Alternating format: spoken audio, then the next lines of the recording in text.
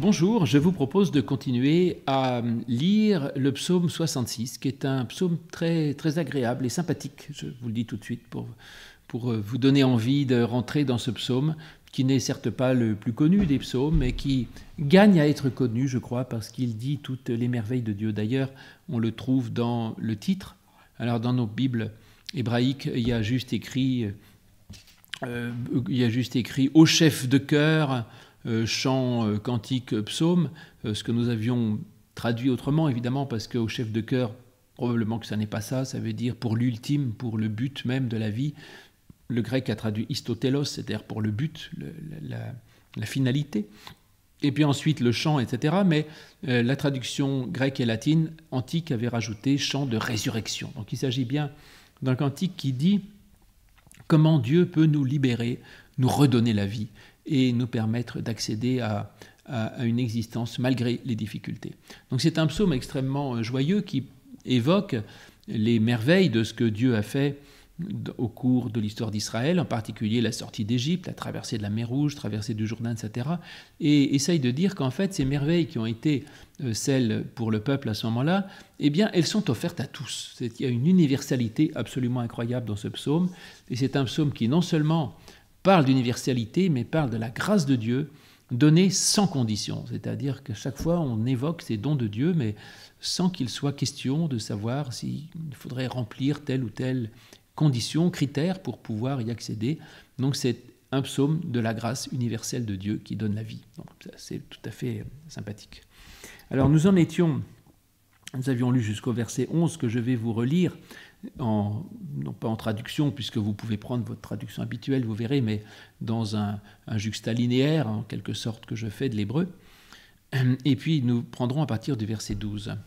Donc, psaume 66, à l'excellent ou à l'ultime chant cantique de résurrection. Donc, criez de joie pour Dieu toute la terre, chantez la gloire de son nom, posez la gloire de sa louange. Dites à Dieu comment redoutables sont tes actions dans la grandeur de ta force, tes ennemis te mentent à toi. Toute la terre, ils se prosternent à toi et ils chantent à toi, ils chantent ton nom, pose.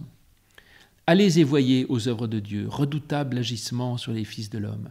Il a retourné la mer pour de la terre sèche. Dans le fleuve, ils sont passés à pied. Et là, nous nous réjouissons en lui. Gouvernant dans sa vaillance, éternellement, ses yeux surveillent dans les nations ceux qui se rebellent, qu'ils ne s'élèvent pas contre lui. Pause. Bénissez au peuple notre Dieu et faites écouter la voix de sa louange. Il est celui qui place notre âme dans les vies, et il n'a pas donné à notre pied de trébucher. Oui, tu nous as éprouvés, ô Dieu, tu nous as raffinés comme on raffine l'argent, tu nous as fait venir dans le piège, tu as placé un écrasement dans nos reins, et donc nous en arrivons au verset, au verset 12. Alors le verset 12, je vais vous le lire dans ma traduction habituelle, où il est écrit cela, « Tu avais fait chevaucher des hommes à notre tête, nous avions passé par le feu et par l'eau, mais tu nous en as fait sortir pour nous donner l'abondance. » Et on continue dans l'ambiguïté. Je vous avais expliqué la dernière fois qu'on pouvait lire le verset 11 soit comme positif, soit comme négatif. C'est-à-dire soit en disant, ben voilà, on a eu bien des difficultés, et le fait que ce soit Dieu le sujet de la phrase est un peu un problème, parce que dans ma théologie, en tout cas, Dieu n'est pas source du mal. C'est le diable qui est source du mal, ou c'est notre bêtise, ou c'est le cours du monde, mais c'est pas Dieu. Mais là, soit c'est Dieu en tant que l'on dit que la volonté de Dieu soit faite, c'est-à-dire qu'il arrive ce qu'il arrive, et finalement Dieu est une sorte de symbole du cours du monde, sans que l'on suppose nécessairement qu'il y ait une volonté derrière, ou un plan, un projet. C'est la volonté que Dieu arrive à ce qui se passe. Voilà. Ou alors, on peut le comprendre aussi positivement, en disant, tu nous as fait venir, non pas dans un piège, mais dans une forteresse, c'est-à-dire que tu nous as protégés, tu as placé un poids sur nos reins, c'est-à-dire, oui, tu nous as donné, certes, du boulot à faire, mais en même temps, justement, tu nous as responsabilisés, pourrais-je dire. Et puis, au verset 12, donc, cette histoire d'humain qui dirige, voilà comment c'est écrit. Il est écrit, « Ir-kavta » tu as fait chevaucher Enoch, un homme, le rocher-nous, à notre tête. Tu as fait chevaucher un homme. En effet, c'est l'histoire de chevaucher, c'est rakab, qui veut dire monter à cheval ou s'asseoir sur une monture, ou même d'ailleurs s'asseoir dans une voiture à cheval. Enfin, c'est monter dans un véhicule quel qu'il soit. Donc, Ir Kaveta, tu as fait chevaucher Enoch, un humain, le Rochenu, à notre tête. Tu as fait chevaucher un homme à notre tête. Enoch, c'est un humain, un homme. Alors, est-ce que c'est bien ou est-ce que ça n'est pas bien? Beaucoup de traductions considèrent que c'est plutôt mauvais. C'est-à-dire qu'en fait, c'est pas bien parce que normalement, on est supposé être dirigé par Dieu et quand on est dirigé par un mortel, on est mal parti. Effectivement, ça peut être comme ça, c'est-à-dire d'être dirigé par un pharaon qui devient violent et méchant au moment de l'Exode, qui oppresse le peuple et qui n'est pas, lui, fidèle à Dieu, et au lieu d'être dirigé par Dieu, on est dirigé par un tyran. Donc c'est ça, et certaines traductions mettent « tu as mis un mortel à notre tête », ce qui n'est pas une bonne chose. D'ailleurs, quand le peuple va demander un roi, alors Samuel va leur dire, écoutez, si j'étais vous, je ne ferais pas ça, parce que nous, notre roi, c'est Dieu, et en fait, tout ce qu'on demande aux humains, c'est de juger, de gouverner en jugeant si c'est conforme à la volonté de Dieu, ce qu'on appelait le gouvernement des juges. Et puis, et Samuel dit, vous savez, les rois humains, c'est compliqué, parce que rapidement, ils se transforment vite en tyrans. Mais bon, puisque vous voulez un roi, ok, je vous mets un roi, et il a mis Saül, puis David, puis Salomon. En tout cas, tu as fait chevaucher un humain à notre tête, soit c'est encore une épreuve, soit c'est au contraire quelque chose de très positif, c'est-à-dire Dieu, certes, il nous a libérés, il nous a fait traverser des tas de choses, la mer et tout ça, et il a mis à notre tête quelqu'un qui nous permette justement d'avancer sans nous perdre. Et ce quelqu'un, dans l'histoire de l'Exode, c'est Moïse, qui effectivement a pris la direction des opérations et qui est parti devant, qui a traversé la mer Rouge, qui a été au désert et qui a amené le peuple jusqu'en face de la terre promise, où Josué a pris la succession. Mais en fait, nous avons besoin d'avoir des êtres humains qui viennent nous aider à avancer, parce que Dieu, nous ne sommes pas tout seuls, perdus dans le monde, dans notre seule relation à Dieu, à essayer de nous dépatouiller, je dirais, avec le cours du monde, chacun dans son coin, mais Dieu nous donne aussi des guides et des personnes capables de chevaucher à notre tête et de nous sortir d'Égypte, justement comme l'a fait Moïse. Le tout, c'est de connaître le rôle que peut avoir ce pouvoir et de le relativiser suffisamment. En tout cas, donc c'est bien ou c'est pas bien. Et ensuite, la suite du verset 12, qui dit « Banu be'esh ou bamayim » nous sommes venus, be'esh dans le feu, ou bamayim et dans les eaux. Tu nous as fait venir dans le feu et dans les eaux. Là encore, bien ou mauvais, les deux sont possibles.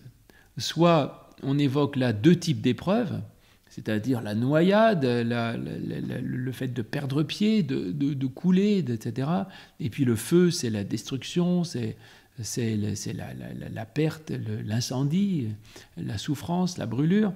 Donc soit nous avons souffert du feu et de l'eau, qui sont les deux sources possibles de souffrance, qui sont contraires en elles-mêmes d'ailleurs, parce que le feu éteint l'eau et l'eau éteint le feu, mais c'est voilà, les deux opposés possibles, on en a souffert de tout, du froid et du chaud, du feu et de l'eau, de toutes les extrêmes possibles, donc on a subi des tas de choses et nous sommes venus là-dedans.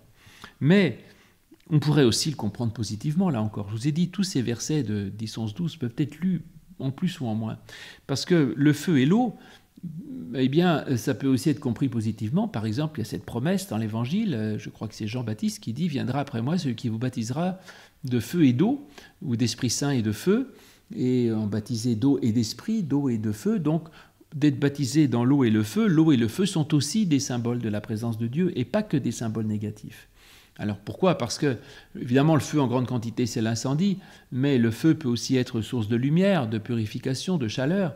Et quand Dieu s'adresse à Moïse sur le mont Horeb, il s'adresse à lui à l'intérieur d'un buisson ardent, d'un buisson qui brûle, mais sans se consumer. Donc là, on n'a justement que le côté positif du feu, si vous voulez.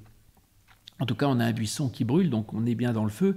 Et puis dans l'eau, parce que l'eau, c'est aussi l'eau du baptême, l'eau dans laquelle l'eau qui purifie, l'eau qui lave, l'eau qui donne la vie. Et puisque le peuple a séjourné en Égypte, il sait à quel point le fleuve, le grand fleuve du Nil qui apporte l'eau, est absolument vital. Et quand il y a une source dans le désert, quand il y a un oasis, quand il y a une rivière, quand il y a un lac, une étendue d'eau, c'est une source de vie. Et donc nous sommes venus dans le feu et dans l'eau, soit encore c'est, bon voilà, on a subi des épreuves, puis on va voir que Dieu nous en a fait sortir, soit c'est que Dieu nous a donné un peu tout cela. Donc il nous a donné aussi de la chaleur, il nous a donné aussi de l'eau pour vivre, il nous a donné tout ce qu'il faut, des choses extraordinaires. Et puis la fin du verset 12, il dit « Va totsi enu, et tu nous as fait sortir, la revaya dans la plénitude. Et tu nous as fait sortir pour l'abondance. » Là, encore une fois, soit on considère que cette fin, tu nous as fait sortir pour l'abondance, est la négation de tout ce qui précède, donc en disant on a été dans un piège, on a subi un écrasement dans nos reins, on a eu un mortel à notre tête, nous sommes venus dans le feu, nous sommes venus dans les eaux, et tu nous as fait sortir de tout cela pour être dans l'abondance. Le débordement, revaya. Revaya, j'aime bien ce terme, enfin je le connais, c'est le mot qu'on trouve dans le psaume 23, quand il dit tu verses de l'huile sur ma tête et ma coupe déborde, ou kosi revaya, dit le psaume 23. Donc c'est le débordement de la coupe. Et ce revaya, c'est l'abondance, le débordement, qui veut dire aussi être rassasié, être ivre, abondamment arrosé. Donc c'est pratiquement d'être en état d'ébriété. Bon. Et donc tu nous as fait sortir dans la plénitude. Donc soit tu nous as libérés de toutes ces difficultés, soit si on prend tout positivement, dit tu nous as fait mis dans une forteresse, tu nous as placé certes un travail à faire, tu nous as mis quelqu'un à notre tête pour nous diriger, tu nous as fait passer dans le feu de ta présence et dans l'eau qui purifie et qui donne la vie, et dans tout cela, tu nous as fait sortir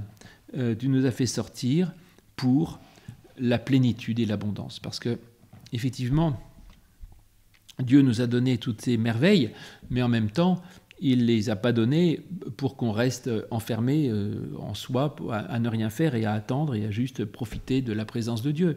Et donc Dieu nous fait sortir.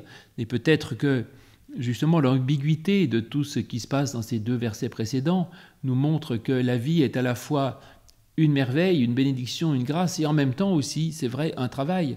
Tu mets un poids sur nos reins, c'est une chance extraordinaire. Dieu nous fait confiance, il charge nos reins et dit « vas-y, tu peux porter cela ».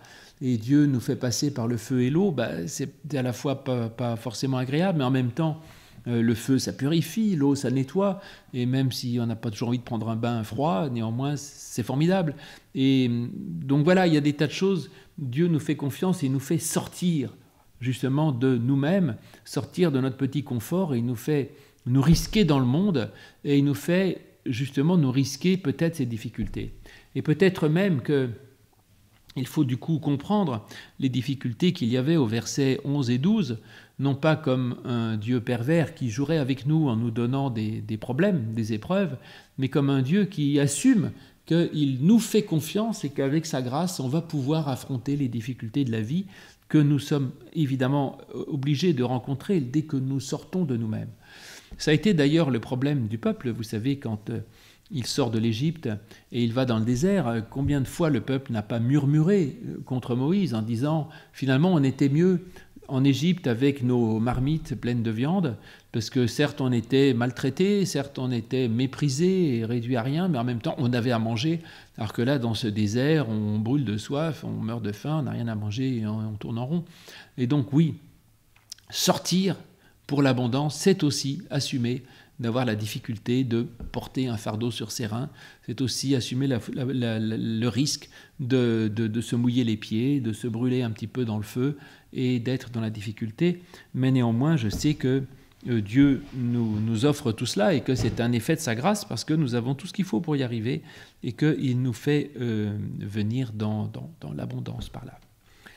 À partir du verset 13, changement d'ambiance avec le psalmiste qui du coup rend grâce de tout cela. Et il dit, j'irai dans ta maison avec des holocaustes, j'accomplirai envers toi mes vœux, ceux que mes lèvres ont exprimés et que ma bouche a prononcés dans la détresse. Donc voilà de quelle manière le croyant rend grâce à Dieu de toutes les grâces qui sont évoquées avant et peut-être aussi de cette difficulté éventuelle à laquelle Dieu l'a soumis en le faisant aller dehors, en le faisant sortir. Le psalmiste dit la chose suivante au verset 13. Avo beteira, je viens beteira dans ta maison, beolot, avec des holocaustes. Je viens dans ta maison avec des holocaustes. La première chose, c'est je viens dans ta maison. Ça, c'est quelque chose qui semble évident. Je ne peux peut-être pas dire grand-chose pour vous, mais pour moi, ça veut dire beaucoup, comme on dit. Parce qu'en effet, c'est le croyant qui reconnaît tout ce que Dieu a fait pour lui. Et il va faire une première chose, deux choses en fait là-dedans. D'abord, il va venir vers Dieu, dans sa maison, et avec des holocaustes. Les holocaustes, ça vient de hola, qui veut dire monter. Et c'est quelque chose que l'on fait monter vers Dieu. C'est ça le sens premier de holocauste. C'est pour monter vers Dieu. Et à l'origine, c'était un sacrifice qui était entièrement consumé, donc il ne restait rien. Tout était transformé en fumée pour monter à Dieu. Et donc il vient dans la maison de Dieu pour faire monter vers lui quelque chose. C'est formidable. D'abord, aller dans la maison de Dieu, c'est rechercher son intimité. Et là, on l'avait vu dans le psaume 27, quand le psalmiste dit « Il y a une chose que je demande, la seule que je cherche ». Alors il dit c'est quoi ? Eh bien c'est d'habiter dans ta maison et pour m'attacher à ton temple. C'est-à-dire la seule chose que l'on demande, c'est l'intimité avec Dieu et de chercher ce contact de proximité avec Dieu. C'est important parce qu'on aurait pu croire avec tout ce qui précède que Dieu est un Dieu redoutable, est un Dieu lointain, c'est un Dieu cosmique finalement qui gouverne le monde et qui fait les choses d'au-dessus. Et voilà que c'est un Dieu qui nous permet de rentrer dans son intimité. Mais entrer dans la maison de quelqu'un, on le fait si on est amis. On ne rentre pas dans le palais présidentiel comme ça sans y être invité, si vous voulez. Donc je ne dis pas, tiens, moi, je vais aller au palais du roi. Non, sauf si ce roi vous y invite et qu'il est votre ami. Et donc là, le psalmiste comprend que Dieu n'est pas simplement un Dieu redoutable, un Dieu cosmique, un Dieu du ciel qui gouverne tout avec puissance et qui est terrifiant, mais c'est le Dieu qui m'invite à venir chez lui. Donc moi j'irai dans sa maison et Dieu m'invite à une relation intime, personnelle avec lui, et ce Dieu très haut devient mon meilleur ami, mon intime, celui chez qui je vais parce que j'y suis invité. Donc ce Avo Beitera, j'irai dans ta maison, c'est pour moi toute la démarche, je dirais, spirituelle du croyant, toute la démarche mystique de rechercher l'intimité de Dieu, d'aller vers Dieu. Dieu m'a tant donné, je vais vers lui et je cherche cette intimité avec Dieu que j'essaye de trouver dans la prière, bien sûr, et aussi dans la fréquentation de ces textes bibliques qui sont tellement pleins et dégoulinants de la présence de Dieu que plus je lis les psaumes et plus Dieu devient une évidence finalement dans ma vie et un compagnon qui m'est proche. Donc je viens dans sa maison, beolot, dans des holocaustes, dans des holocaustes, c'est-à-dire dans des choses qui montent à lui. Parce que là encore, on a beaucoup reçu depuis le début. Dieu a fait descendre des tas de choses, il a fait des aides, il a soutenu, il a fait sortir, enfin bref. Et moi, je viens vers Dieu, je ne viens pas vers Dieu pour lui réclamer encore ceci ou encore cela, mais je viens vers Dieu pour faire monter des choses vers lui, pour lui apporter quelque chose, pour lui donner quelque chose. Et ça, un Dieu qui accepte les holocaustes, c'est assez extraordinaire, ça suppose que Dieu peut avoir besoin que je lui donne quelque chose. Et donc, d'où la dignité de dire « je ne suis pas rien, puisque moi, je peux faire monter quelque chose à Dieu, et il y a dans ma vie quelque chose que je peux lui offrir, donc il y a quelques richesses, quelques trésors qui comptent pour lui. » Ça, c'est vraiment, pour moi aussi, une très très belle nouvelle, non seulement un état d'esprit très positif du psalmiste, qui ne dit pas simplement « je vais encore en demander encore plus à Dieu » ou « merci pigeon, j'ai reçu, tiens, maintenant je me débrouille », mais c'est « je vais dans sa maison, dans l'intimité, et première chose que je fais, c'est de lui offrir ».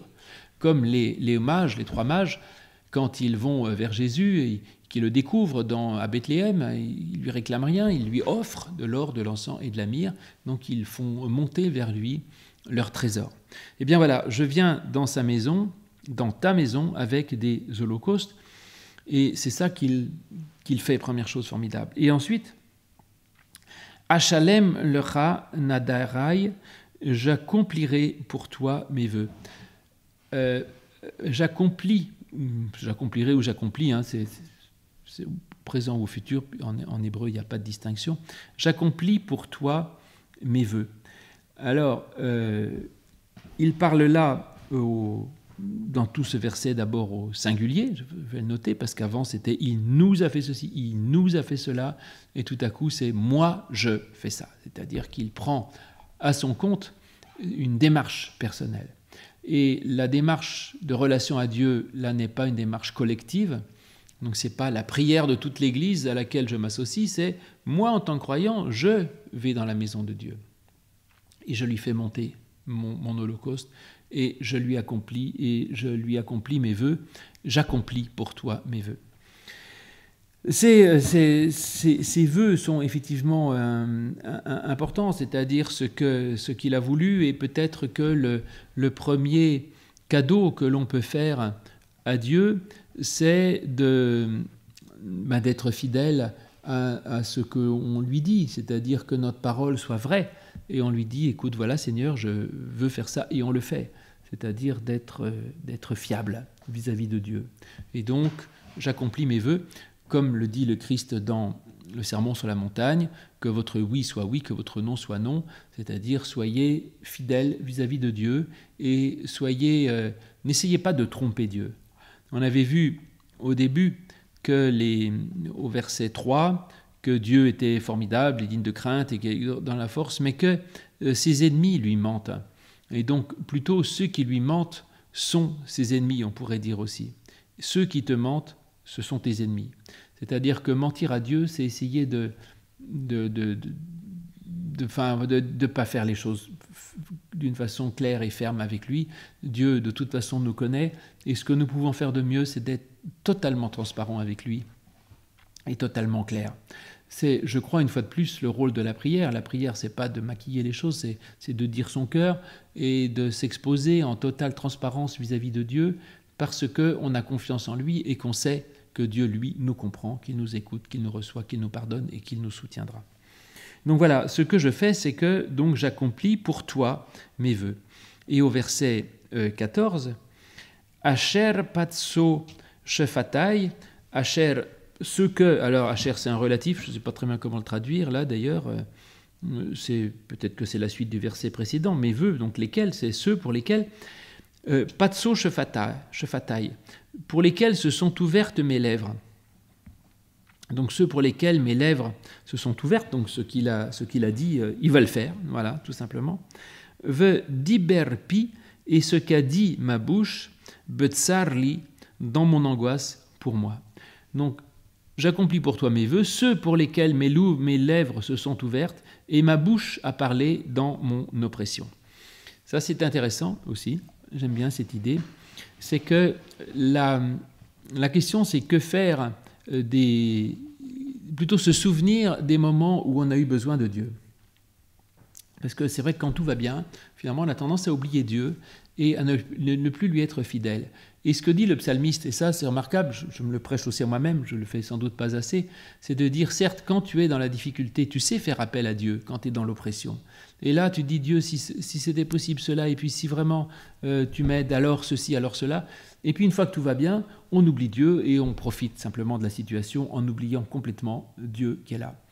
Alors Dieu, bon, il est gentil, on le voit bien d'ailleurs dans beaucoup de passages de l'Évangile, en tout cas, même quand on part tout seul dans la mer et Jésus marche et se remet devant nous, donc Dieu ne nous laisse pas tomber et il ne se vexe pas facilement, je dirais.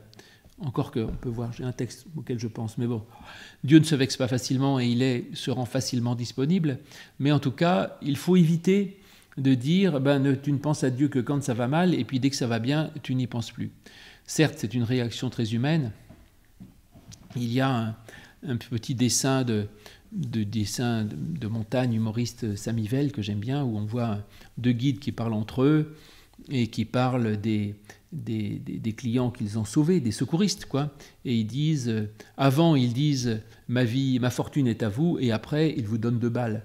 C'est-à-dire, quand on est dans la difficulté, on est prêt à faire tous les vœux du monde, de n'importe quoi, et puis une fois qu'on est sauvé, on n'y pense plus. Et donc là, effectivement, il dit, même quand ce que j'ai dit dans les difficultés, je m'en souviens pour rester fidèle à ce Dieu qui m'a aidé, qui m'a sauvé, et auquel je suis tellement redevable, autrement dit.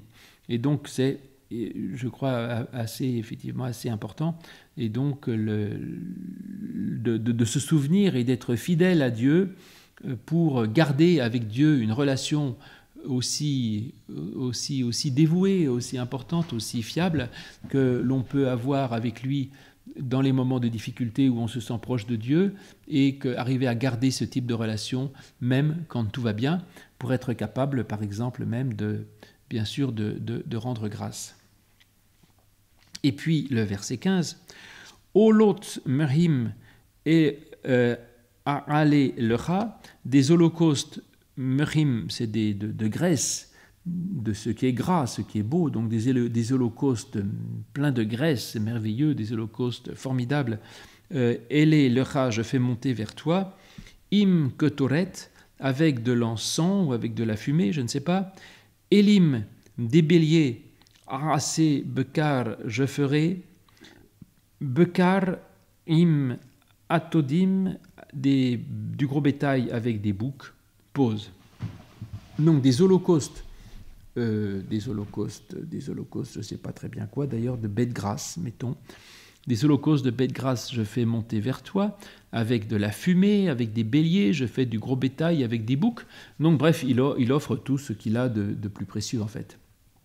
Aujourd'hui, moi, j'ai pas de gros béliers, j'ai pas de gros bétail, j'ai pas de boucs, mais néanmoins, ça représente l'ensemble de ce que possédait certainement le psalmiste à l'époque, qu'il va offrir à Dieu et qu'il fait monter à Dieu, c'est-à-dire tout ce qu'il a de plus précieux, il le donne à Dieu.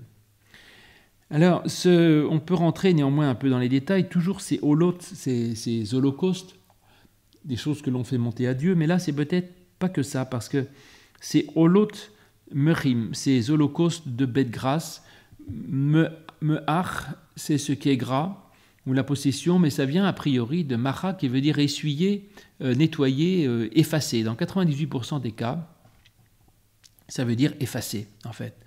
Et au poil, c'est une forme du verbe, ça peut dire effectivement être plein de graisse, moelleux, une fois ou deux, c'est comme ça. Ça peut vouloir dire aussi battre des mains. Et donc, on pourrait aussi le traduire par des holocaustes effacés, c'est-à-dire entièrement consumés.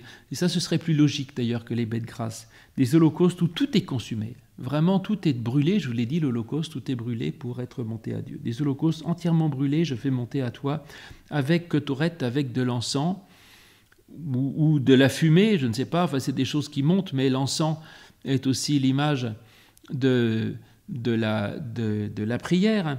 Et avec tout ce qui... avec l'encens et avec donc le gros bétail et tous les boucs et tous les poses et la pose. Et donc l'idée, c'est quelque chose qui monte à Dieu et ketoret, l'encens, comme la prière. Parce que la prière est souvent montrée comme de l'encens. Ma prière monte à Dieu comme un encens. C'est-à-dire la question, c'est qu'est-ce que je fais monter à Dieu? Alors certes, on peut faire monter à Dieu le gros bétail et les boucs, mais ce n'est pas que ça. C'est aussi ma prière et tout ce qui n'est plus que d'arriver à convertir entièrement en bien spirituel, mais bien matériel. Et ça, c'est la plus grande dignité de l'homme, s'il arrive à faire en sorte que ce qu'il possède devienne une richesse spirituelle, quelque chose offert à Dieu. Parce que la richesse spirituelle, c'est un trésor qui ne meurt jamais, comme dit l'Évangile, alors que les trésors terrestres, on les perd. Ce peut être d'ailleurs le sens d'une parabole difficile de l'Évangile, qui est la parabole du serviteur un voleur, du serviteur infidèle, là, et qui justement transforme le bien matériel de son maître en amitié ou en remise de dette, en grâce. Et le maître dit ça c'est formidable, parce qu'il a compris que l'argent on l'a pas toujours, mais que la plus belle chose qu'on puisse faire, c'est transformer ce que l'on possède en valeur spirituelle qui s'élève à Dieu, et même s'il n'en reste rien. Donc voilà ce qu'il fait dans l'action de grâce, où il donne à Dieu ce qu'il a de plus précieux, et en même temps il arrive à transformer le bien, tout ce qu'il a comme activité matérielle, comme richesse matérielle, en choses qui montent entièrement à Dieu, et qui devient un trésor purement spirituel. Et c'est la prière, et c'est le fait de mettre au service de Dieu ce que l'on possède, jusque dans ses brebis et ses bétails et ses boucs. Et on en arrive au dernier mot de ce chapitre, de ce paragraphe, c'est la pause. Et donc oui, c'est le temps, cette fois-ci, de trouver la pause. Parce que c'est la pause, mais c'est aussi le discernement, d'arriver à faire la part des choses, et de comprendre que le matériel est pour un temps, et que le spirituel est pour toujours. Nous continuerons la prochaine fois la lecture de ce psaume 66 et je vous dis donc à bientôt.